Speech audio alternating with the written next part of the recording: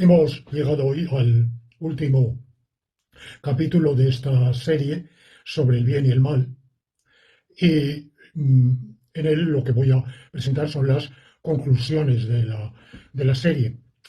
Pero antes de entrar en las conclusiones, tengo que completar lo abordado en el anterior episodio porque por falta de tiempo me quedó truncado, que era la visión angelista del hombre primitivo.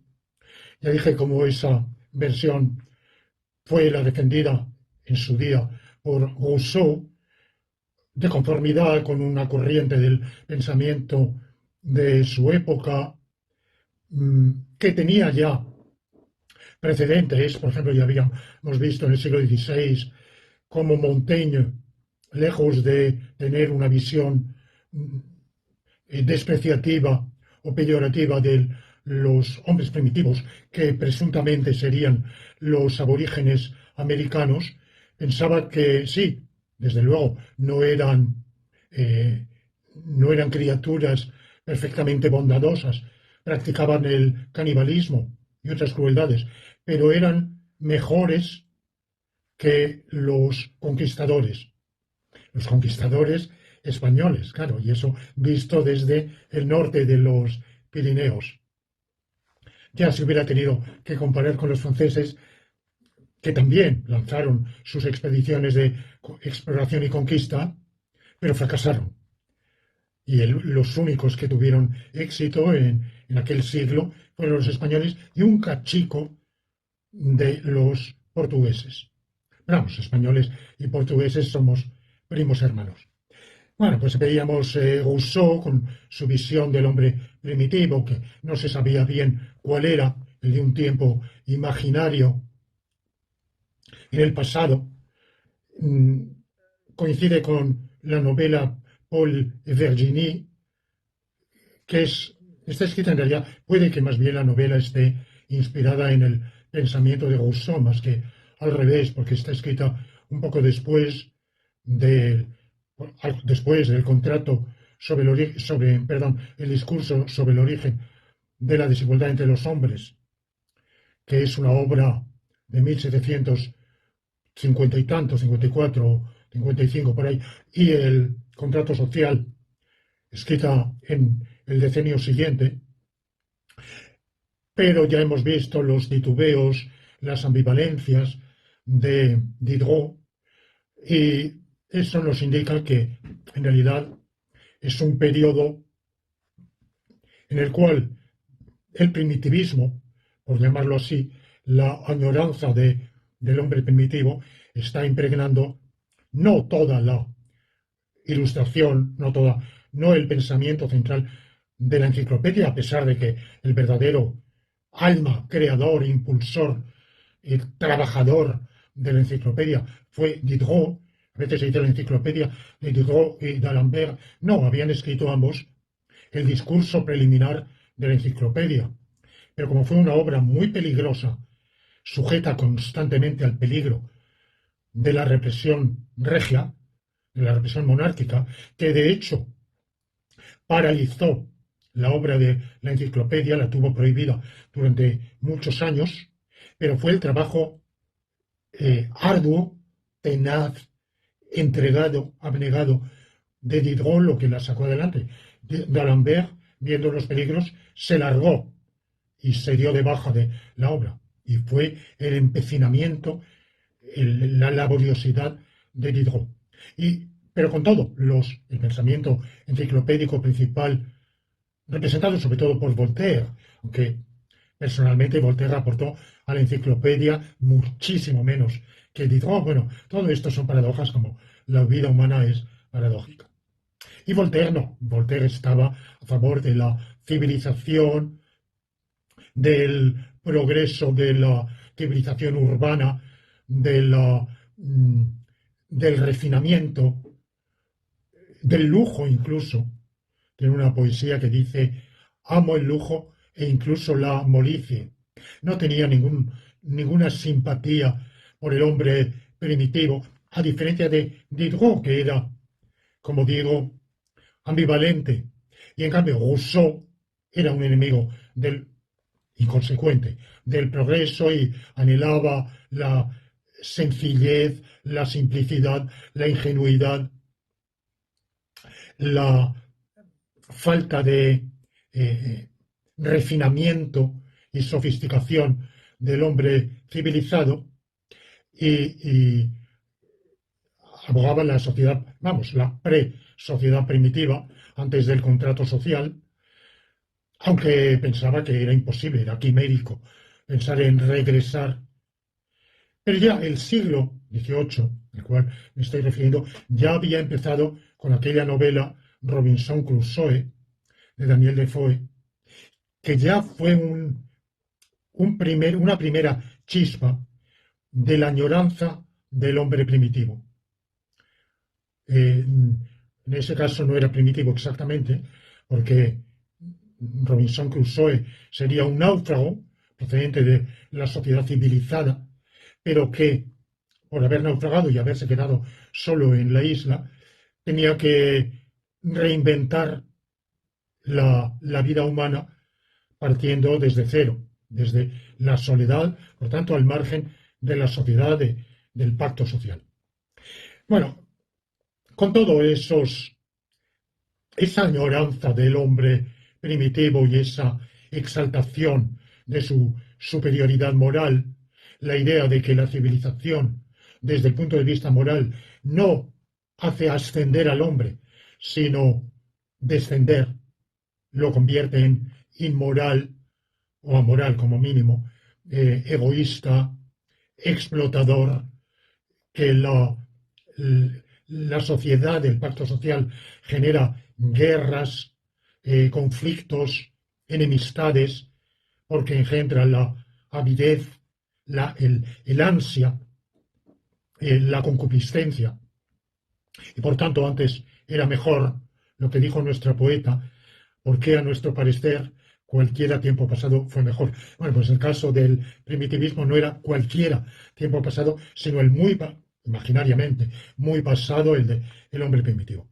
Con todas estas ideas que tuvieron su atractivo, que fueron y vinieron, que permanecieron sepultadas o un poco arrinconadas, pero no jugaron en su época un influjo importante en el desarrollo de las ideas. Al revés, el propio Rousseau, por mucha añoranza que tuviera de ese hombre primitivo, él no proponía regresar a esa sociedad, a esa, bueno, pre-sociedad. Y en el siglo XIX, que es el siglo del progreso, en que se cree en el progreso, inicialmente los reaccionarios, el pensamiento contrarrevolucionario, Joseph de Bonald, Joseph de Maistre, entre otros, están en contra bueno, en España Balmes, están en contra del progreso y piensan justamente que retroceder, no al hombre primitivo exactamente, pero sí a una sociedad anterior que no aspiraba a progresar, sino solo a conservar lo que se tenía, era preferible.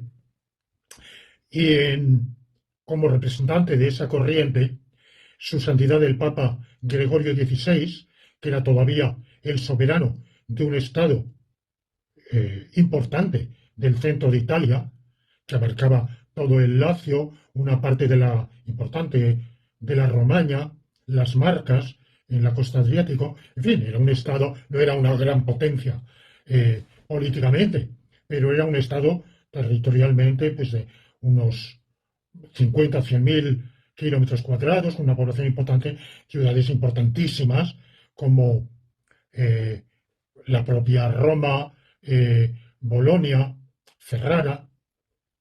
Bueno, era un estado importante. En ese estado, el Papa Gregorio XVI va a prohibir dos cosas: la vacuna antivariólica y el ferrocarril. Estamos terminando la primera mitad del siglo XIX y considera que esos progresos, esos avances, son perturbadores. Antes era mejor. Y por tanto, primero la vacuna contra antivariólica va contra la ley de Dios, porque si Dios, en los inescrutables designios de su providencia, nos ha infligido como castigo a nuestros pecados esa enfermedad contagiosa que es la viruela, hay que resignarse a ella y no combatirla. Combatirla es contrarrestar el designio de la providencia. Y similarmente, Dios nos ha proporcionado, en la propia naturaleza, nos ha permitido, dominándola, tener medios de transporte, como el transporte hipomóvil, que era el principal en su época. Entonces, ciertamente, los caballos y otros animales emparentados, los bueyes, todos ellos, ciertamente es una obra del hombre dominarlos y utilizarlos para el desplazamiento del propio ser humano o de mercancías o de otros productos. Pero por lo menos el elemento esencial que se mueve no es obra humana. Es lo que Dios nos ofrece en la naturaleza. Mientras que la locomotora es un puro producto del ingenio humano. No nos lo ha proporcionado Dios. Si hubiera estado en la providencia divina el transmitirnos el proporcionarnos ese medio, lo habría hecho, lo habríamos tenido naturalmente. Por consiguiente, va en contra de la ley divina el inventar esa novedad y cambiar el orden natural de cosas. Como digo, ese es el pensamiento contrarrevolucionario de lo que hoy llamaríamos derecha o ultraderecha, no sé bien porque esas palabras valen lo que valen y van cambiando de connotación y denotación.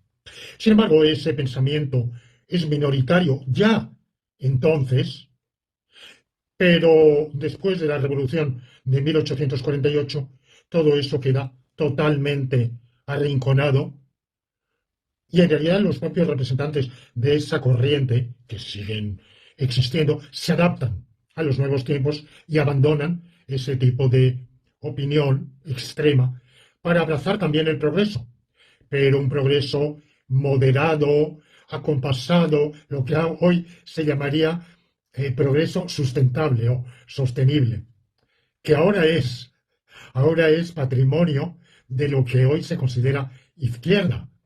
Es decir, un pensamiento similar al que a comienzos, mediados del siglo XIX era la derecha y lo más reaccionario de la derecha, ahora es profesado por lo que se considera más radical de la izquierda, si es que se puede seguir usando esa palabra. De manera que entonces, como digo, el siglo XIX en su conjunto, y podríamos extenderlo hasta comienzos y quizá, hasta la primera mitad del siglo XX. Se cree en el progreso humano, se cree que el ser humano está capacitado para, como fruto de su propio trabajo, de la obra de sus manos, de su cerebro, de su creación, de su imaginación y su razón, mejorar su vida, paulatinamente o aceleradamente, según el periodo. Ese era también el pensamiento de Voltaire y fue en el siglo XVIII al que me he referido, quizá sistematizado por primera vez por Condorcet. Condorcet que hace de puente entre la ilustración del antiguo régimen y la revolución. Condorcet fue uno de los últimos representantes del enciclopedismo, no fue el único, Bonnet y otros, pero al mismo tiempo se involucró en la Revolución Francesa. Lo que pasa es que la Revolución Francesa se fragmentó, se dividió en muchas corrientes antagónicas y Condorcet era partidario de una de las corrientes revolucionarias moderada de los girondinos y acabó encarcelado. No fue guillotinado, pero sí murió encarcelado por ser opuesto a la corriente revolucionaria radical que marcó los jacobinos, que marcó una de las etapas de la Revolución Francesa. Bien, entonces, El siglo XIX es un siglo de progresismo, se cree en el progreso, se cree en la posibilidad del progreso, se cree en la deseabilidad del progreso y muchos creen en la ineluctabilidad del progreso. Hay progresistas puros, progresistas moderados, que creen en un progreso, pero que si se hace desbocadamente, aceleradamente, corre el peligro de poner en riesgo valores tradicionales que hay que conservar, hay que incorporar a la nueva civilización del progreso, del maquinismo, del, incluso de los cambios legislativos. Pienso que una imagen, una exposición magnífica de ese progresismo decimonónico es la que expresa Stefan Zweig, el famoso biógrafo, en una obra tardía, escrita yo creo que cuando ya estaba preparando su suicidio en Brasil, al final de su vida, que fue El mundo de ayer.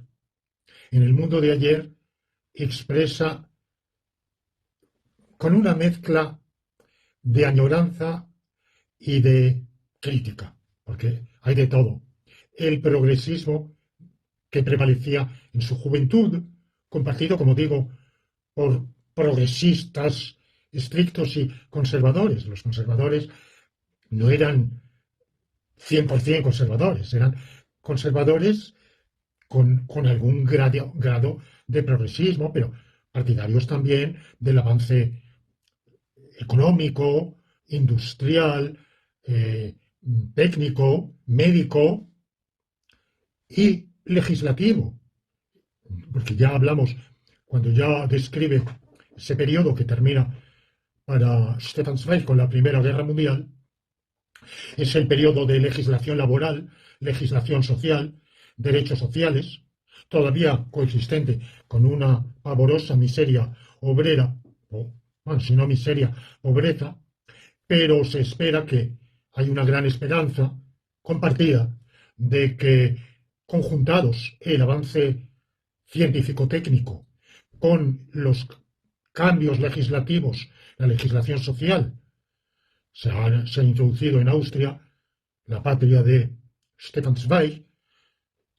Austria ha pasado rápidamente con el mismo emperador, Francisco José, de haber bombardeado Viena, que se había rebelado en la Revolución Liberal de 1848, y ser en su juventud un representante del espíritu más reaccionario, a resignarse a ser un monarca constitucional en cuyo imperio tiene lugar un cambio legislativo importante. Se introduce la asistencia sanitaria universal, o por lo menos, bueno, universal quizá no, pero los seguros sociales obligatorios que beneficiaban a los obreros, el de sanidad, el de jubilación, la regulación de la jornada laboral, del salario. Bueno, se van introduciendo los accidentes laborales. Bueno, hay una gran esperanza compartida de que todos esos progresos conjuntados desemboquen en el fin de la historia. Lo que ahora diríamos con Fukuyama, el fin de la historia. Una sociedad pacífica, de bienestar, donde las luchas serían civilizadas, serían las contiendas electorales, que un partido preconizaría un poco más y otro un poco menos, más deprisa, más despacio, pero bueno, en una sociedad de consenso, de mercado, capitalista, pero de un capitalismo regulado, dulcificado, humanizado. Bueno, esta era la idea. Y esto va a entrar en crisis con la Primera Guerra Mundial. Pero entre las dos guerras mundiales todavía persiste, es decir, en terminando la Primera Guerra Mundial, hay un enorme suspiro de que por fin ha terminado esa pesadilla y hay una enorme esperanza de que haya sido la última guerra, la dernière guerre, como se dice en francés, la dernière de guerre. Ha sido una guerra para poner horrible, sangrienta, dolorosísima, pero ha puesto fin a las guerras. Por tanto, en el futuro habrá paz, habrá concordia, ¿no? Y, por tanto, el progresismo todavía no ha muerto y va a ser, según Stefan Zweig, lo horrendo del nazismo, del régimen hitleriano, y la Segunda Guerra Mundial provocada por ese régimen, lo que cause la bancarrota de todas aquellas ilusiones. Bueno, de entre 1940-41, ese comienzo de la Segunda Guerra Mundial, y los años finales de los años 60, 1968, a pesar de todo lo sucedido, persiste en una parte significativa de la intelectualidad, del pensamiento, de la opinión pública, un resurgir del pensamiento progresista. Primero, en todo lo que fue el movimiento comunista, que hereda el progresismo decimonónico, ciertamente transmutado, ciertamente deposita la esperanza, no menos en el progreso técnico, científico, técnico, aunque también, que en el progreso social a través de la revolución proletaria. Esa revolución proletaria recuperará, asumirá, reorientará el progreso científico-técnico, lo impulsará, le hará dar pasos de 7 leguas, porque las relaciones capitalistas de producción son trabas para el crecimiento de las fuerzas productivas, y cuando se superen esas relaciones capitalistas de producción, la clase obrera, que habrá tomado en sus manos el poder político, dará un vuelco al crecimiento económico, lo impulsará, no lejos de moderarlo, lo intensificará y liberará el desarrollo científico y técnico, se acelerará. Ahí está la gran esperanza. Por tanto, continúa, en ese sector, pero claro, cuando digo el movimiento comunista, en un país como Francia, el Partido Comunista francés obtiene en algunas elecciones, al terminar la Segunda Guerra Mundial, más de un tercio de la votación, 35%, algo así. Y en Italia también más del 30%. En otros países, en el Japón también, el Partido Comunista es importantísimo. En Indonesia, 1 millón de militantes que fueron exterminados después, en el año 65, al instalarse la tiranía militar de Suharto. Se considera que murieron entre 500.000 y 1 millón, fueron exterminados. Bueno, en aquel periodo, por tanto, estaba esa esperanza. Pero por otro lado, también desde el ámbito capitalista, porque fue un periodo en que, contra todas las expectativas de que el capitalismo estaba en bancarrota o en declive, fue el periodo de lo que los franceses llaman les 30 glorieuses, o sea, 30 años aproximadamente, de enorme crecimiento económico capitalista en el mundo capitalista. Ahora, claro, lo que pasa es que, como yo lo estudié en un artículo que se llama del año 11, 12, 13, por ahí, que se llama Derechos de Bienestar y Servicio Público en la tradición socialista, ese capitalismo posbélico es un capitalismo a medias, porque tanto en Francia como en Italia como en la Gran Bretaña hubo, y en España, con el INI, hubo un peso enorme del sector público de la economía. Se nacionalizaron muchos bancos, empresas industriales, comerciales, mineras de extracción, minera de producción enérgica, de manera que en Francia, en un momento dado, aproximadamente la mitad de la actividad económica estaba directa o indirectamente en manos de empresas públicas o con participación pública. Y en España igual, todo el dinamismo que se habla del tardo franquismo como una época de gran crecimiento, sí, es verdad, pero ese crecimiento fue protagonizado por empresas públicas. Ahí tenemos una gran paradoja, y es que se ve normalmente en el franquismo el, el representante de la contrarrevolución eh, y defensor de los intereses de las clases explotadoras, parasitarias, como así fue, cuando se instaló, vino auspiciado por la oligarquía financiera y todavía más por la oligarquía terrateniente, latifundista, parasitaria, retardataria. Sin embargo, quizá por algo parecido a la dialéctica general, hegeliana del amo y del esclavo, con el andar del tiempo hubo una mutación y finalmente el franquismo impulsó la empresa pública, entre otras cosas porque la privada no tomaba la iniciativa. Por más que el régimen la apoyara, la favoreciera, la mimara, los capitalistas españoles no tenían interés en invertir, en arriesgar.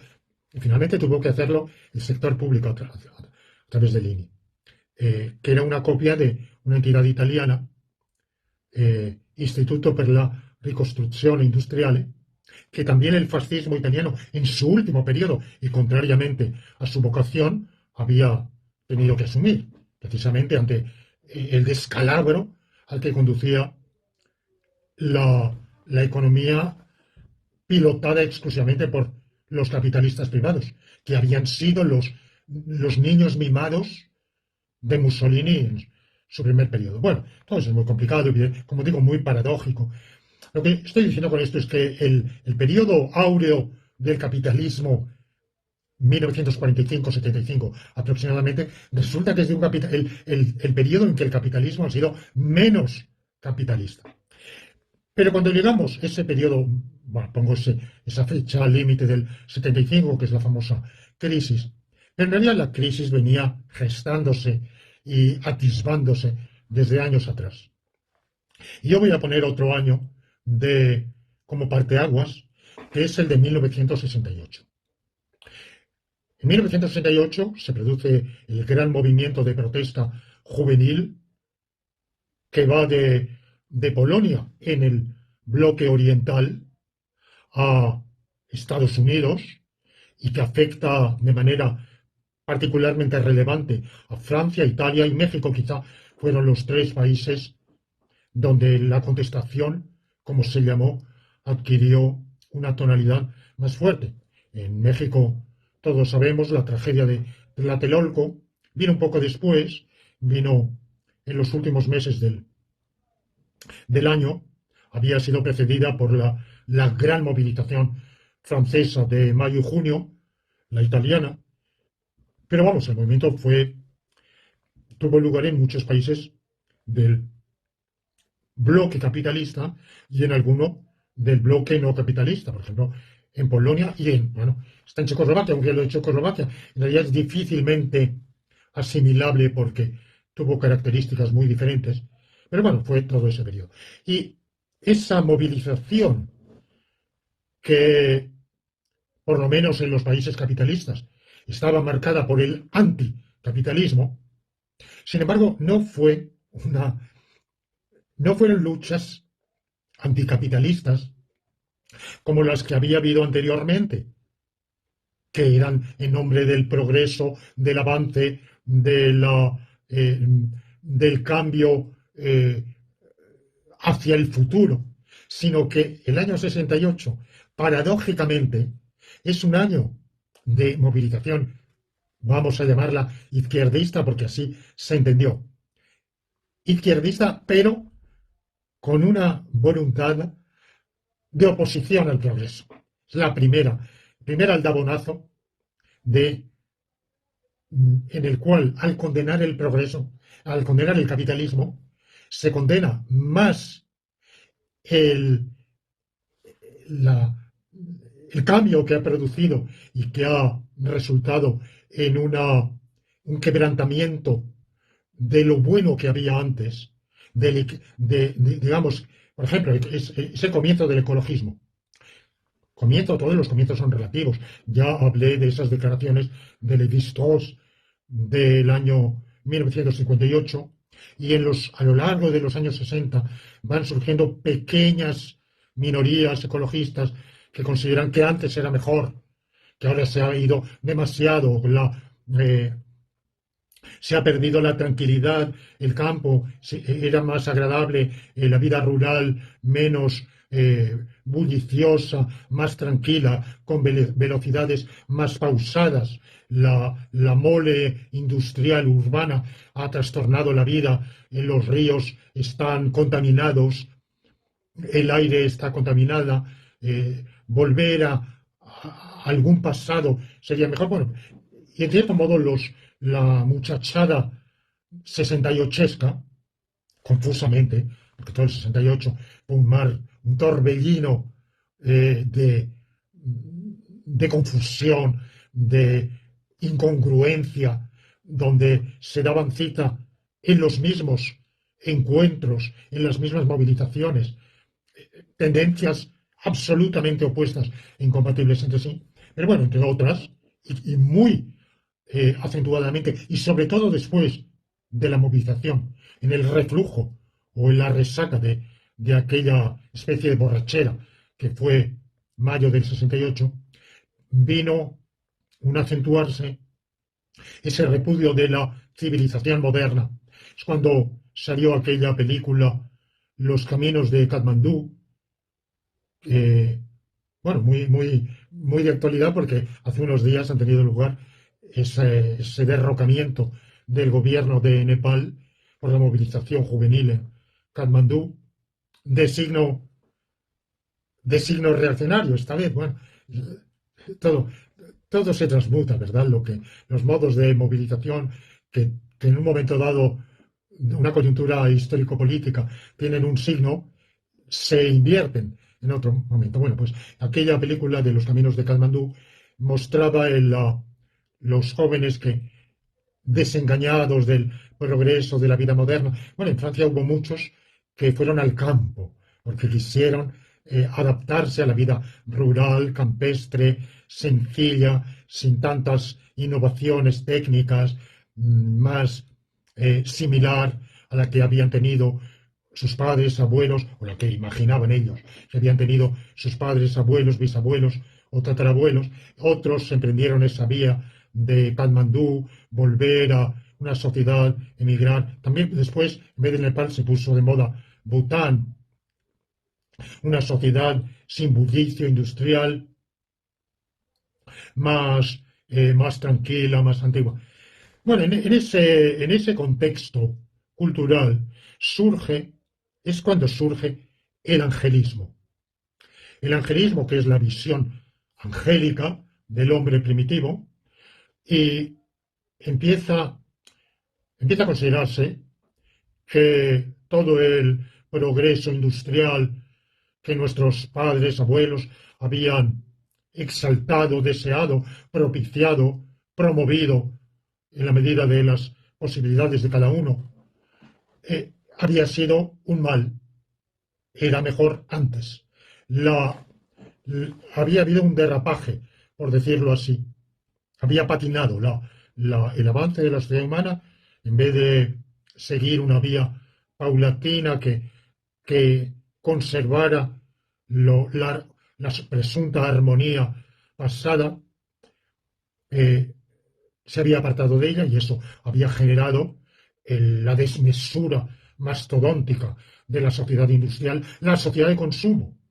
Ya se venía hablando contra la sociedad de consumo antes, la carrera consumística. Bueno, qué bien estábamos antes en que nos contentábamos con poco, pero ese poco lo saboreábamos, mientras que ahora con el afán consumístico queremos más y más. Tenemos un invento técnico nuevo y aspiramos a otro mejor, sale otro mejor al año que viene y vamos a por él.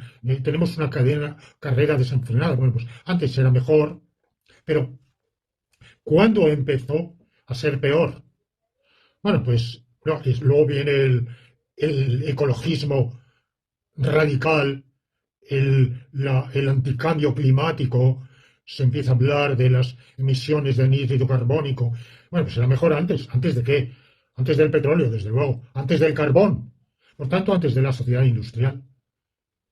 Pero ya en la sociedad industrial, cuando llegó la siderurgia, el ferrocarril, el maquinismo, es porque el siglo XVIII ya iba encaminado hacia eso, ya había desarrollado la manufactura, y esa manufactura, una vez desarrollada, pues era normal que se buscaran fuentes de energía más poderosas. Había ese afán de producir más. El productivismo ya venía de antes del siglo XVIII. Pero el siglo XVIII a su vez, continúa el XVII, y así sucesivamente. Y todo nos viene del neolítico, porque haber inventado la agricultura, la ganadería, no es que seguramente estábamos mejor antes, en el paleolítico. La vida era más confortable, sí, se viviría menos, habría menos hombres en la tierra, pero su vida era mejor, más dulce, menos acelerada, menos sin ansia, sin avidez, sin concupiscencia, en armonía con la naturaleza, armonía entre los hombres, no había guerras, no había violencia. Bueno, esa idea que prende y se hace casi obligatoria, mm, se convierte en la ideología de muchos, pero quizá particularmente de los antropólogos estadounidenses, o etnógrafos, como los queramos llamar. Se desarrolla una potentísima escuela, o varias, de antropología estadounidense, que se propagan en toda América Latina. Una ala de ellos vinculada a las corrientes religiosas protestantes, evangélicas, el Instituto Lingüístico de Verano, por ejemplo.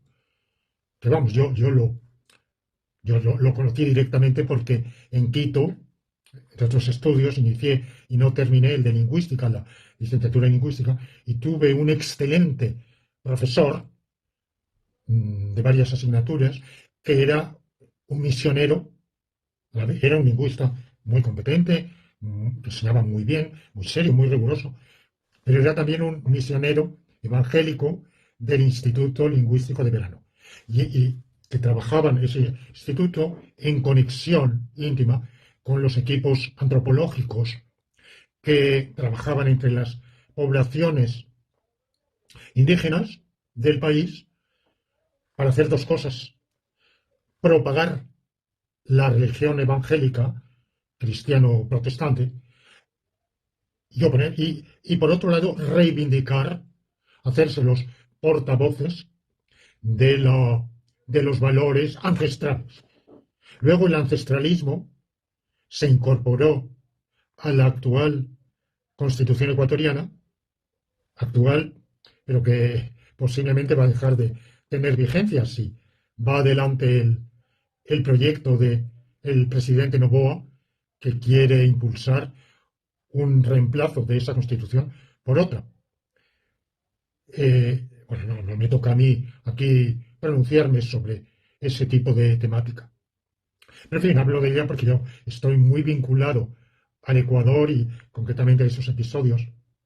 Y luego yo en la propia Facultad de Ciencias Humanas de la Universidad Pontificia de Quito, donde enseñé, tenía como colegas al lado al Departamento de Antropología, que estaba en todo influido por las escuelas norteamericanas. Era un hervidero, un foco de ideas ancestralistas. Ahora, ese angelismo o ancestralismo tenía un precedente, porque ahora, claro, todo eso está asociado al ecologismo, con ese mito de una sociedad primitiva en armonía con la naturaleza y en armonía de los hombres unos con otros, no violencia, etc. Pero está asociado también al feminismo, a pesar de que sabemos perfectamente que esas sociedades primitivas de hoy, vamos, primitivas, lo que llamamos sociedades primitivas, que son aquellas cuyo modo de vivir juzgamos más próximo al que podían tener nuestros antepasados hace 10.000 años, por ejemplo, que era el final del Paleolítico, o hace 5.000 años en el Neolítico. Bueno, pues esas sociedades del Amazonas, de algunas pocas africanas, de algunos puntos, por ejemplo, los tuas, o llamados pigmeos, algunas poblaciones de Namibia y algunas otras aisladas que quedan. eh, Nueva Guinea, algunos de Melanesia. Bueno, pues esas sociedades son tremendamente patriarcales. No, y sin embargo, curiosamente, todo ese ancestralismo, angelismo, está asociado al ecofeminismo.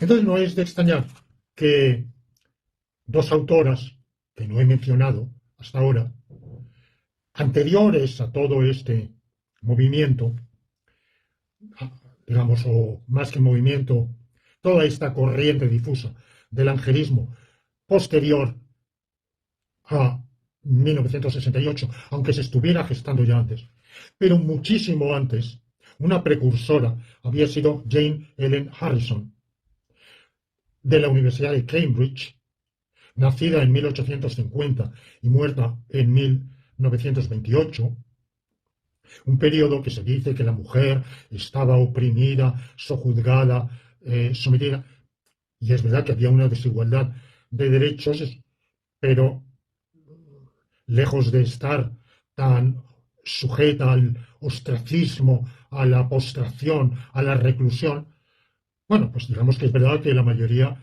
de las mujeres, bueno, la mayoría no lo sé, porque en la clase obrera la mayoría tenían un trabajo remunerado, aunque injustamente peor pagado. Pero bueno, en la clase media y en otros sectores de la sociedad, pues la mujer vivía en su gran mayoría en el hogar, digamos que no desempeñaba un trabajo remunerado, lo cual estaba lejos de ser visto como una desgracia. Para la gran mayoría era una fortuna, porque no hay que olvidar que el trabajo era horrible, incluso el del oficinista.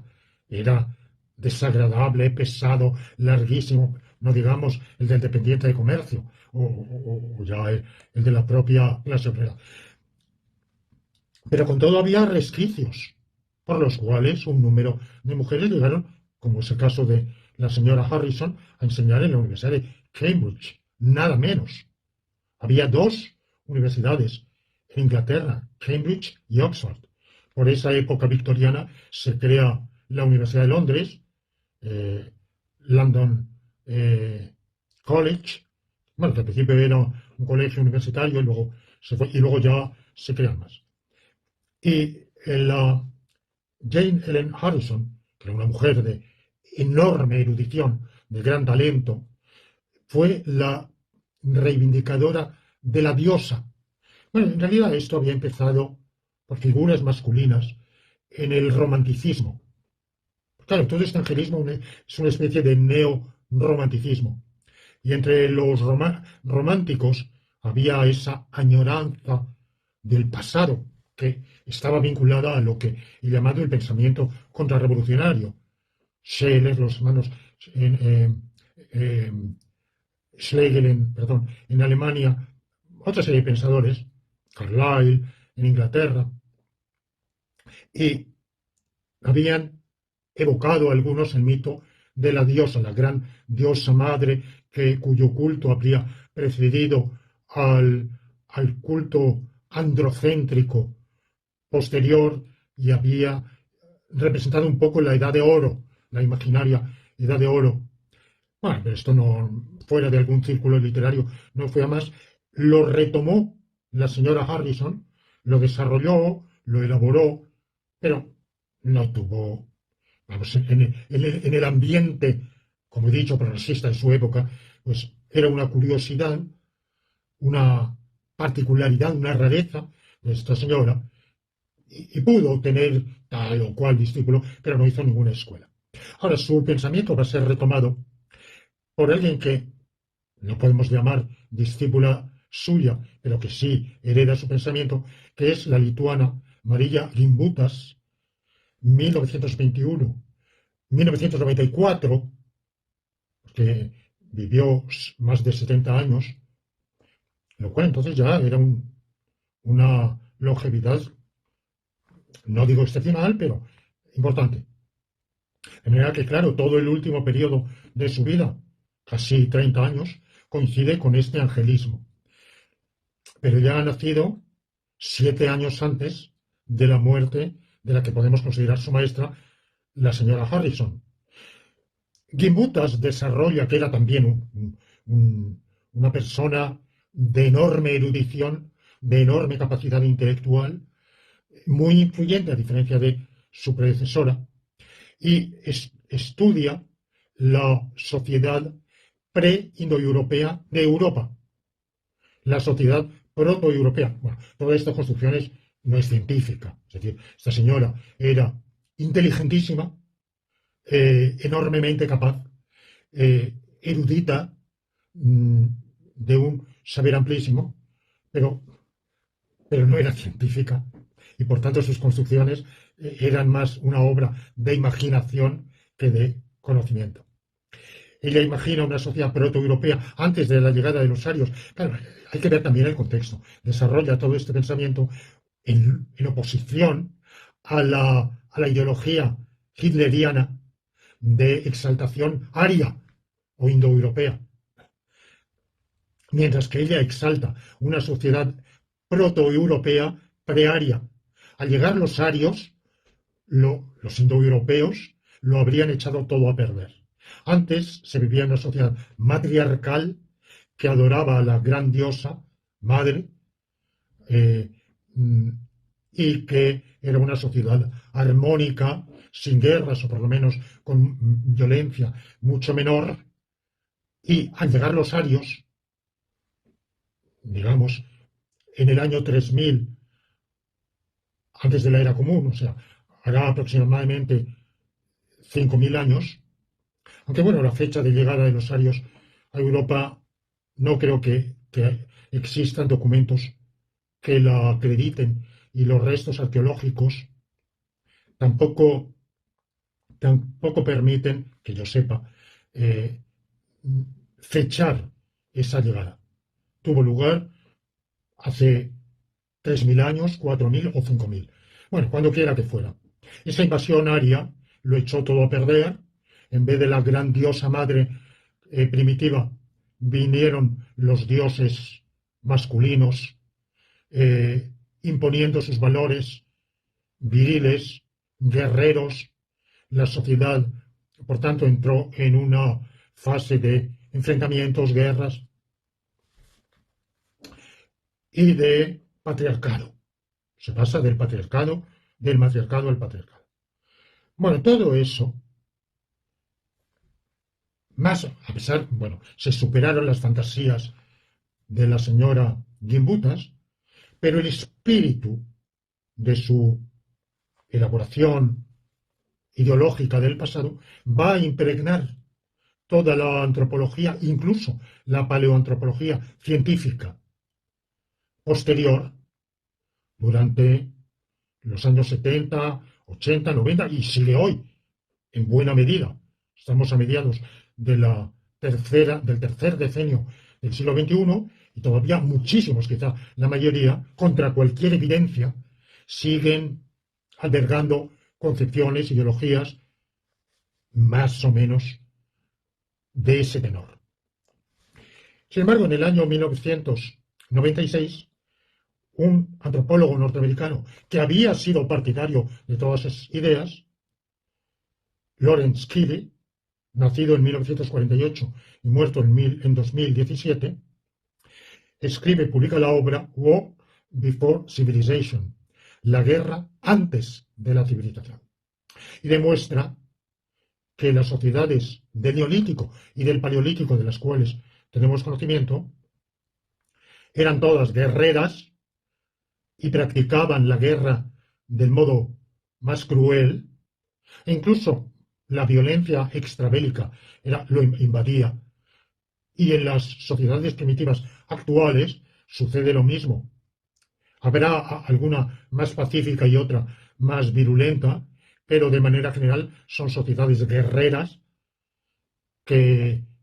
muy, muy violentas y por tanto la violencia y la guerra no son obra de la civilización, preceden a la civilización. la civilización no eliminó la guerra, pero andando el tiempo la restringió y la fue sometiendo de manera general a cierta regulación para evitar las peores atrocidades, lo cual no es garantía ninguna. Lo vemos ahora en Gaza. Hemos vuelto a lo más brutal de lo más brutal, solo que con los instrumentos actuales, las armas actuales, muchísimo más mortíferas, evidentemente. Bueno, la obra de Lawrence Kelly desencadenó una polémica terrible con tempestades de encarnizamiento en la controversia, con una resistencia encarnizada por parte de la mayor parte de la mayoría de los antropólogos, paleoantropólogos, y empezó una guerra entre dos tendencias, quienes fueron dejándose convencer por los argumentos de Kelly y por tantísimos otros que fueron apareciendo y aparecen cada vez más, y otro bando que sostenía lo contrario, que no, que bueno, eran casos excepcionales.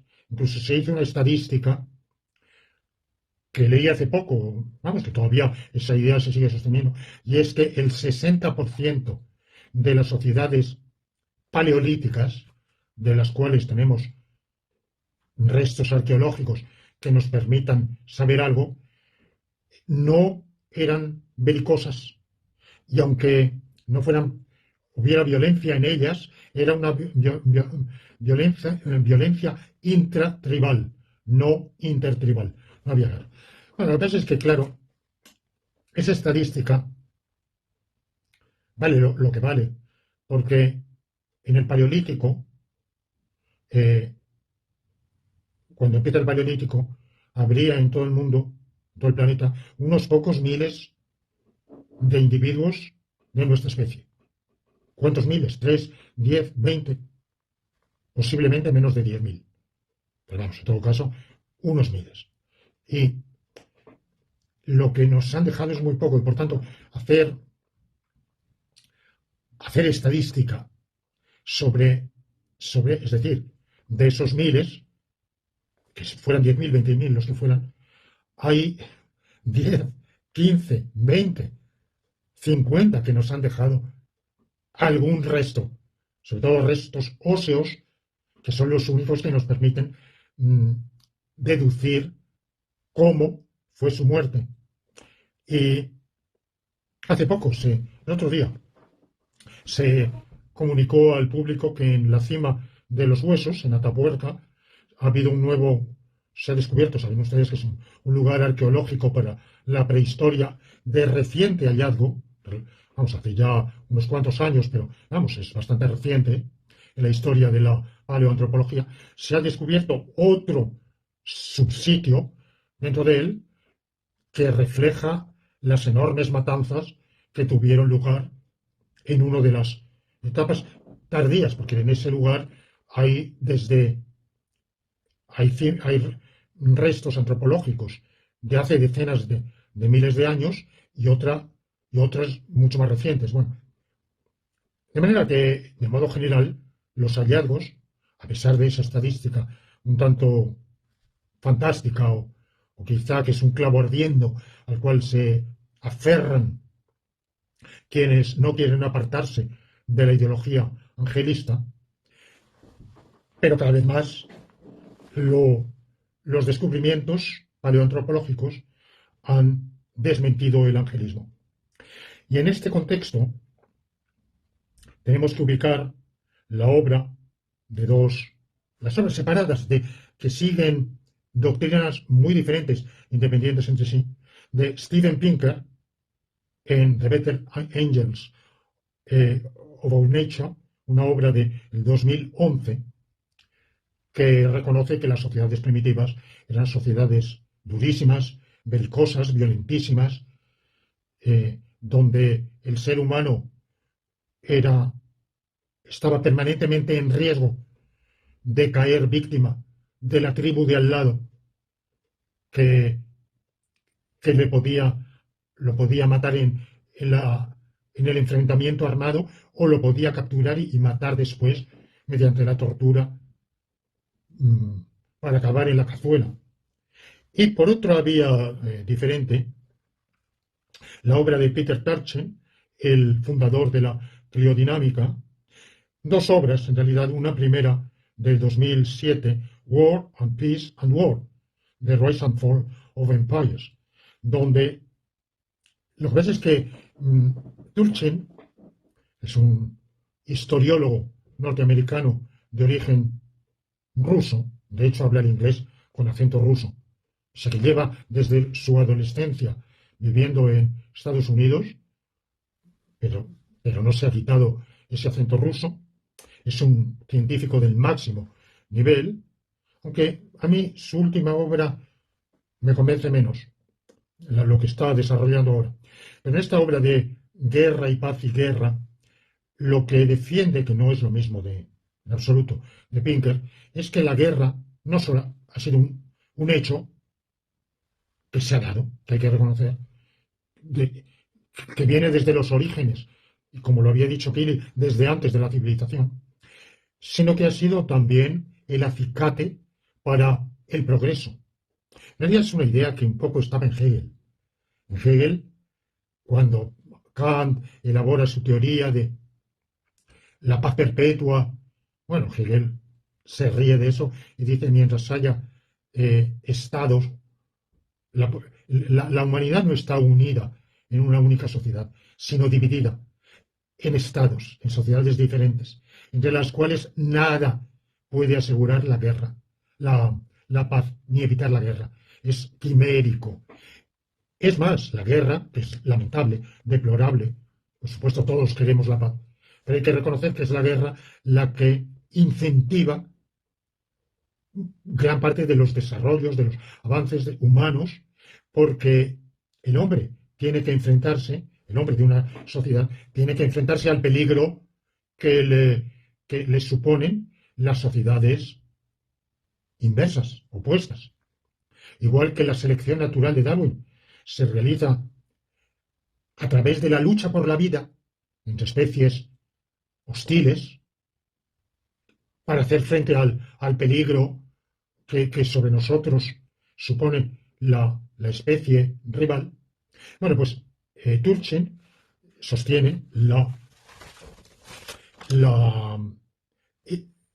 selección, frente a la selección natural, la selección cultural. Y la selección cultural es el desarrollo, el progreso, el avance que hacen las sociedades, que hace cada sociedad, para enfrentarse con éxito a aquellas que la amenazan a través de la guerra. Eso no hace a Turchin ningún adalid de la guerra, ningún guerrerista. Él sencillamente estudia. Hay guerra, sigue la paz se beneficia de los frutos de la guerra pasada, en la estela de los avances, inventos, desarrollos, se lleva a cabo un periodo de desarrollo pacífico, pero como sigue la pluralidad y cada uno es un peligro potencial cada sociedad para las otras, vuelve a estallar la guerra. Es más, el desarrollo pacífico es en buena medida un desarrollo de la propia capacidad para hacer frente a eventuales guerras que acabarán sucediendo. Guerra y paz y guerra. Luego desarrolla su teoría en otra obra posterior, Ultra Society, de 2015, en la cual señala que un gran progreso de la humanidad, o el gran progreso de la humanidad, es que a través de ese ciclo de guerra, paz y guerra, se van formando grandes estados, no solo grandes estados, en cuyo interior se puede uno desplazar. La sociedad primitiva, como la de Nueva Guinea de hace unos decenios, no se podía ir a la tribu de al lado, de 2 kilómetros. Corría uno el riesgo de ser matado, descuartizado y comido. En cambio, si hoy vivimos en una sociedad un poco amplia, por lo menos dentro del territorio de esa sociedad podemos movernos con confianza. Confianza total no existe, ¿verdad? Pero bueno, con bastante confianza. No tememos que si viajamos al pueblo de al lado ni a la provincia de al lado, vayamos. Y luego pues hay otros acuerdos internacionales, alianzas que han formado espacios donde podemos movernos eh, con, con tranquilidad. Porque a diferencia de las demás especies de nuestros parientes cercanos, por ejemplo, los chimpancés, los bonobos, eh, la sociedad humana es una ultra sociedad que ha llegado a tener hoy millones y hasta algunas decenas, centenares y más de 1.000 millones. Ese es un gran progreso. Y luego los acuerdos entre esas sociedades para asegurarse mutuamente, al menos en tiempo de paz, una posibilidad de una seguridad, una confianza para ir de un lado a otro dentro de ciertas restricciones, claro está, pero dentro de esas restricciones tener una vida más tranquila. La guerra es un inconveniente, una inseguridad, una amenaza, pero ha sido el incentivo que nos ha llevado a crear esas mega sociedades donde la vida es más confortable, a desarrollar su técnica, su modo de vivir, haciéndola también más confortable, más agradable, más segura. Bueno, la prueba está en la longevidad humana, como hemos pasado. Simplemente en los últimos 100 años se ha más que duplicado la esperanza de vida. Bueno, por tanto, esas corrientes, esos grandes científicos que son el psicólogo Steven Pinker y el historiólogo Peter Turchin, confirman la tesis de Keely de que la sociedad primitiva no tenía nada de angélica, sino todo lo contrario. Y los recientes hallazgos de Jean-Jacques Hublin, de 4 paleoantropólogos franceses, Philippe Lefranc, para mí el más interesante, de la escuela de Estrasburgo. En realidad son de escuelas diferentes. Jean-Jacques Hublin, catedrático de paleoantropología del Collège de France, pero cuyo centro principal de trabajo está en Alemania, en Sajonia, no sé si en Leipzig, Dresden, tiene un grandísimo laboratorio, porque claro, los alemanes tienen más dinero y han financiado y él ha podido desarrollar allí un trabajo que Francia no le ha ofrecido los medios. Pero una vez que ha ganado el renombre, la reputación que se ha ganado a pulso en Alemania, los franceses lo han llamado a su compatriota y le han ofrecido la cátedra de paleoantropología del Collège de France, nada menos. Y en un coloquio reciente sobre la muerte en las sociedades primitivas, ha reunido, convocado a varios, todos muy interesantes, cada uno también, no solo franceses, pero bueno, yo he retenido aquí 3 nombres que me han resultado particularmente interesantes: Philippe Lefranc, Bruno Boulestin de Burdeos, otra escuela diferente, Hugo Meyer. Pero Hugo Meyer no es exactamente un paleoantropólogo, viene del ámbito de las ciencias políticas, pero trabaja con el instrumental de la paleoantropología. Y todos ellos concuerdan en lo mismo, en que las sociedades humanas arcaicas, en la medida en que nos han transmitido testimonios, restos, y las sociedades actuales o recientes que podemos llamar primitivas, son sociedades que practican amplísimamente la violencia intratribal, intertribal, de manera con masacres, con matanzas, con maneras. Yo les aconsejo a ustedes que abran la página web del Collège de France, busquen paleoantropología y escuchen o miren, porque creo que están también en vídeo, las conferencias de estos autores que exponen sus ideas y sus conclusiones de manera muchísimo más clara, más convincente de lo que yo puedo hacer hablando en una relación de segunda mano, evidentemente. Y ahora ya, después de todo esto, pues llego a mis 8 conclusiones, que no voy a argumentar porque la argumentación se encuentra en todos estos vídeos. Primera conclusión. Estamos innatamente más inclinados al mal que al bien, por las razones que ya he expuesto en episodios anteriores. Y solo la sociedad nos ha domado y nos ha domesticado, haciéndonos más civilizados y menos violentos. Por instinto seríamos mucho más violentos. Y ese instinto se desata en un número de individuos, porque esa domesticación, autodomesticación social, surte efecto, gracias a ello podemos vivir, pero de vez en cuando el instinto natural resurge, brota y vence al efecto benéfico de la autodomesticación social. Segunda conclusión, el mal atrae tanto como el bien. Los contravalores existen tanto como existen los valores. Existe el bien, es decir, lo bueno. ¿Qué es lo bueno? El placer, el amor, el ser pacífico, la cooperación, todo, la preservación de la salud, la cultura, el saber, todo eso es bueno. Y todo eso tiene un denominador común que es el bien, la bondad o lo bueno. Existe, es un valor. Pero tanto como los valores, existen los contravalores, el mal, lo malo, la enfermedad, la ignorancia, la muerte, la crueldad, la violencia.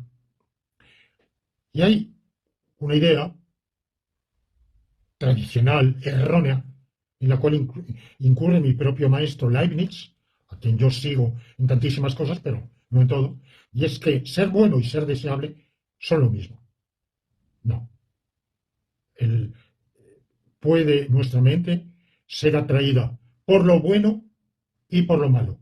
No es si, gracias a Dios, la mayor parte de las veces somos atraídos por lo bueno y no por lo malo, se debe a que hemos sido autodomesticados. La experiencia nos ha hecho ver que practicando lo bueno a la larga es mejor. Salimos ganando porque no se puede querer el puro mal, porque si uno quiere el puro mal, quiere el mal para sí mismo. Y si quiere el mal para sí mismo, quiere su propia destrucción y por tanto se destruye, se aniquila. De manera que algo de lo que dice Leibniz es verdad, un mínimo de bien y de bondad, al menos para con uno mismo, hace falta. Es una ley de vida. Pero dentro de eso, el mal puede atraer, y muchas veces atrae, por la razón que ya expuse en dos episodios anteriores, aquí, dos episodios, si mal no recuerdo. Tercera conclusión. El conocimiento del bien y del mal no es una prerrogativa del ser humano, sino que muchos animales tienen captación del bien y del mal, de lo bueno y lo malo. Tienen comportamientos de lo que Jean Val llama ética animal y tienen comportamientos antiéticos del mal.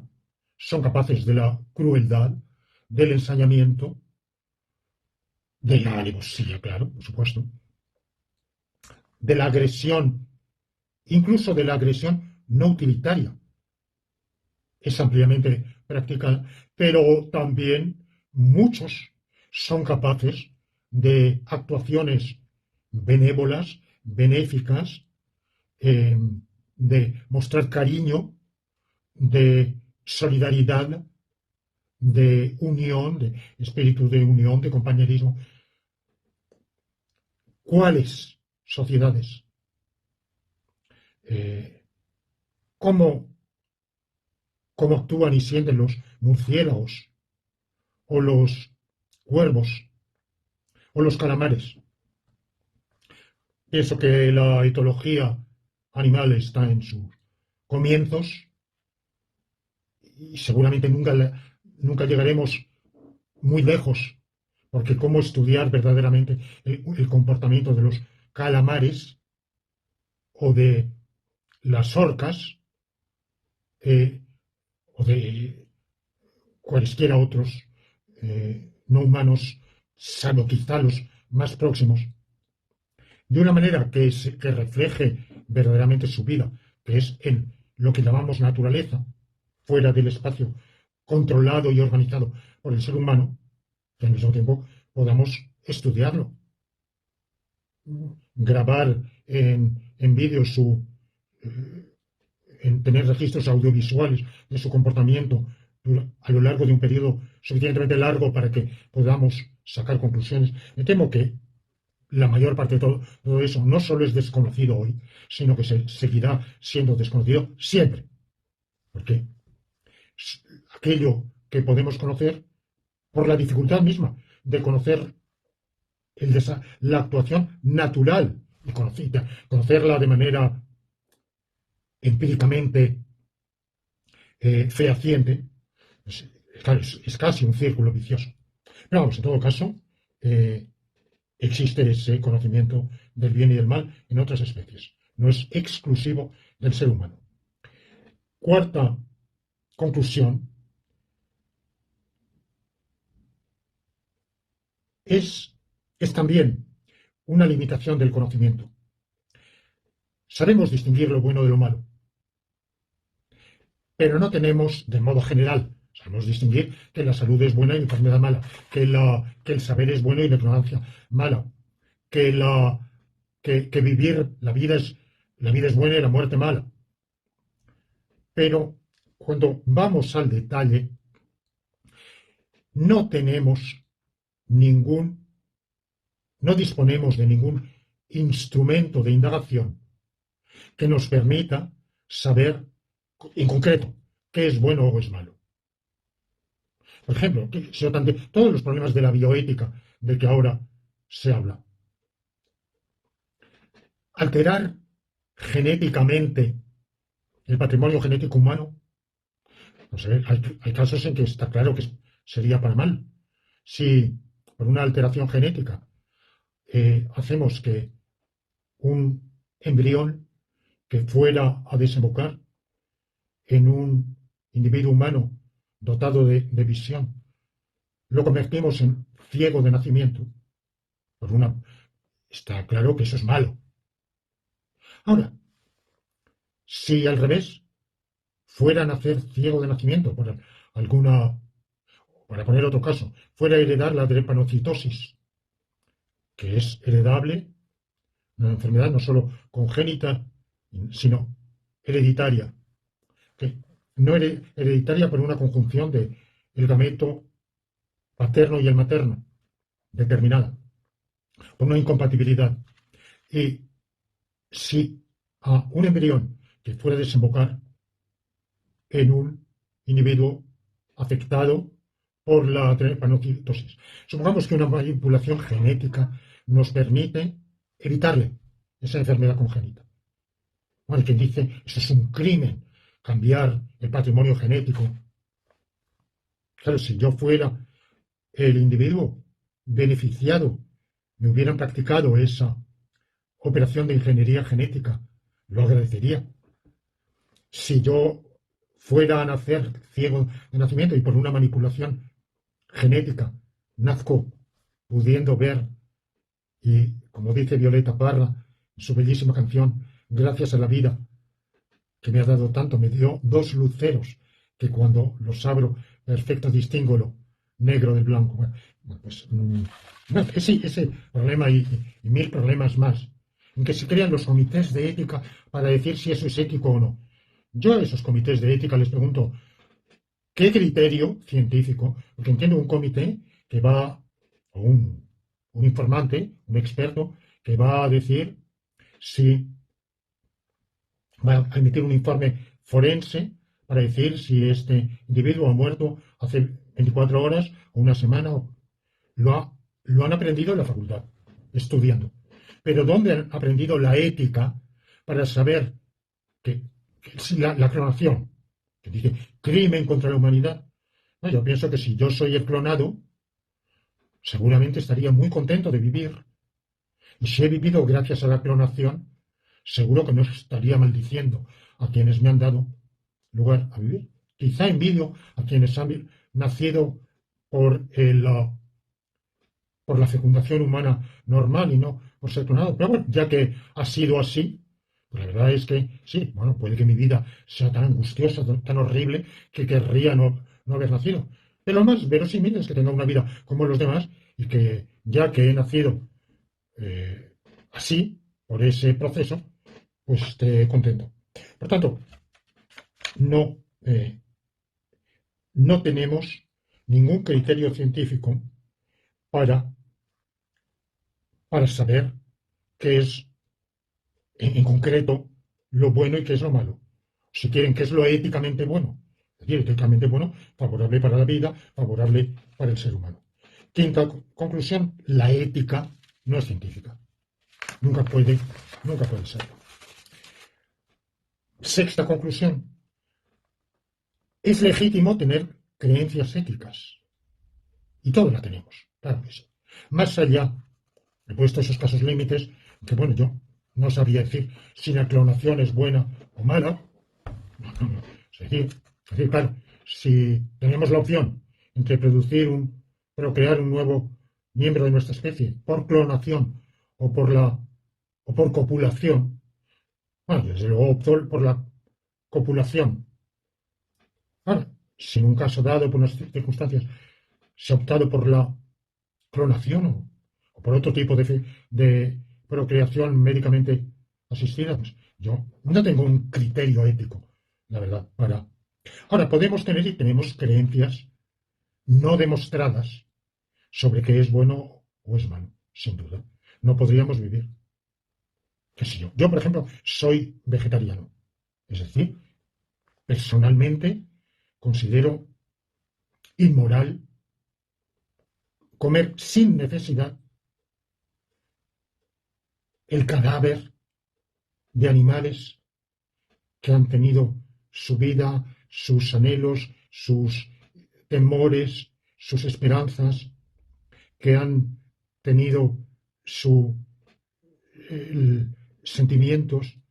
Claro, yo personalmente, para mi propia vida, sin imponerlo a nadie, ni siquiera predicarlo, tengo esa idea. Pero puedo demostrar que eso es bueno y que no atenerse a esa pauta es malo, pues no. ¿Eso qué quiere decir? Carezco de justificación para, para mi creencia. Vale, carezco de justificación. ¿Carezco de legitimidad para tener esa creencia? No. Porque, como muy bien el filósofo protestante, por cierto, calvinista norteamericano, Alvin Plantinga, ha sostenido, es perfectamente legítimo. Su teoría del conocimiento afirma que es perfectamente legítimo tener creencias básicas no justificadas, con un límite.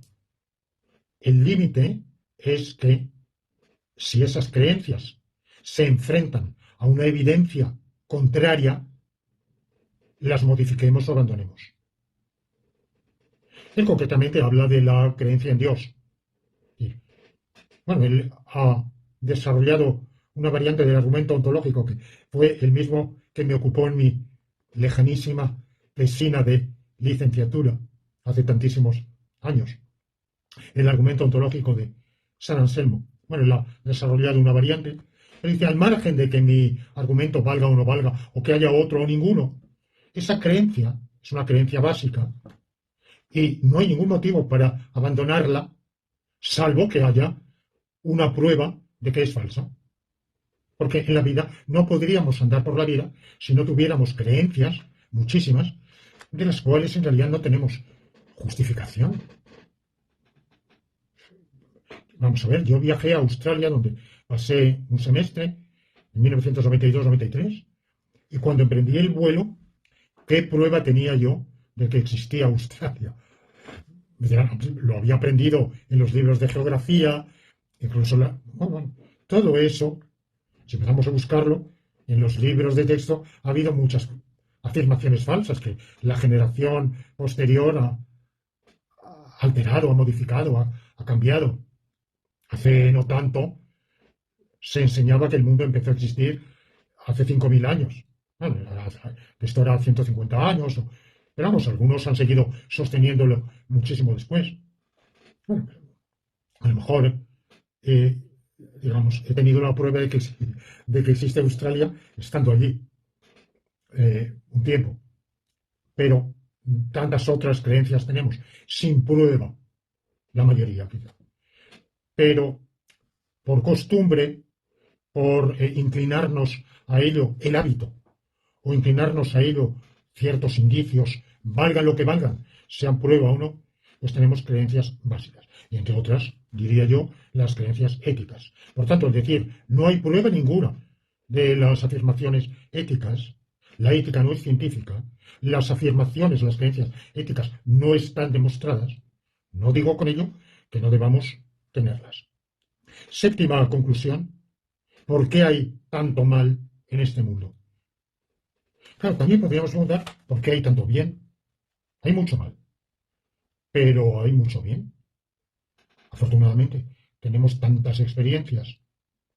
Bueno, puede que no las haya tenido en su vida, es lamentable, pero tantas experiencias de amor, de cariño, de afecto, de compañerismo, de ayuda, de solidaridad y, por supuesto, de placer, de mejoría, de paz. ¿Por qué hay tanto mal? ¿Por qué hay tanto bien en este mundo? Pues la respuesta es muy sencilla y quizá un poco decepcionante. Porque porque es este mundo. Claro, estoy afirmando una tesis metafísica, el realismo modal de David Lewis, que yo abrazo con una modalidad diferente, pero esto es tema para otra ocasión. Todos los mundos posibles existen. ¿Dónde? Cada uno en sí mismo. Cada mundo posible es una combinación de entes, de hechos, buenos y malos. Cada uno difiere de los demás en que en él pasa lo que pasa y no lo que pasa en los demás. Claro, podríamos también postular mundos indiscernibles, un mundo posible A y un mundo posible B, en el cual suceda exactamente lo mismo. Yo no lo creo, porque creo con Leibniz en el principio de identidad de los indiscernibles, y creo que no hay dos entes indiscernibles que sean dos. Creo que son uno. Plantea Leibniz en una obra juvenil, Professio Philosophy, la confesión de fe del filósofo. ¿Por qué me sucede tales desgracias que no suceden a otro? Y da una respuesta estoica de consolación que no sé a cuántos consolará, y es que todo lo que me ocurre y todo lo que hago está encerrado en mi concepto, en el concepto individual de Lorenzo Peña.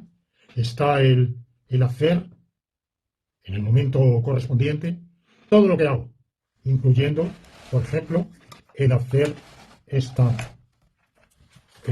este vídeo, el hacer este episodio.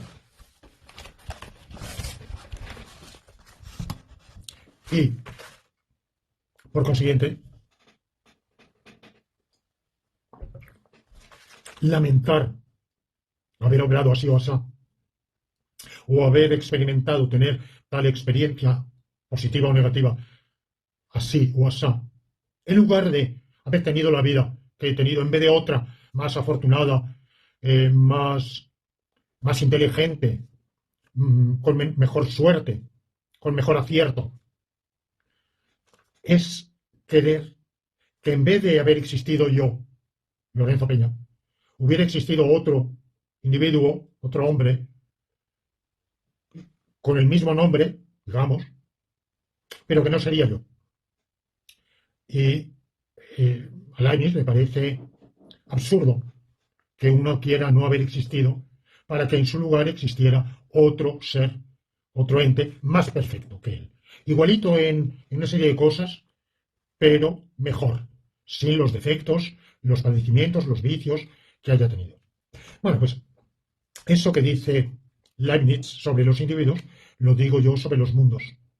Cada mundo es el que es, porque si no fuera, en cada mundo pasa lo que pasa, eso es definitorio de este mundo. Cuando decimos que tal acontecimiento es fortuito o contingente, queremos decir que hay mundos posibles, casi iguales o muy parecidos, muy similares a este, donde eso no sucede. Pero no son este mundo. En este mundo sucede lo que sucede porque es este mundo. Y por eso hay tanto mal en este mundo y tanto bien. En otros mundos habrá más mal o más bien. Y a lo mejor hay un mundo, no lo creo, porque pienso que donde hay bien hay mal, donde hay vida hay antivida, pero y que un mundo con puro bien es imposible. Pero bueno, donde hay mundos donde hay menos mal que en el nuestro. Sí, pero no son el nuestro. Ahora, octava y última conclusión. Si bien lo bueno no es científicamente investigable, el bien no es racionalmente descubrible o encontrable, hay un bien particular que sí lo es. No el bien en general, pero un cierto bien, el bien común, precisamente por su carácter de común. Y sobre el bien común vamos a inaugurar una nueva serie a partir de la semana que viene. Con lo cual, perdónenme que me haya alargado, he querido dejar claras estas conclusiones, cuya justificación está en todos los episodios anteriores de la misma serie. Pongo punto final y les doy cita la próxima semana para empezar a hablar del bien común.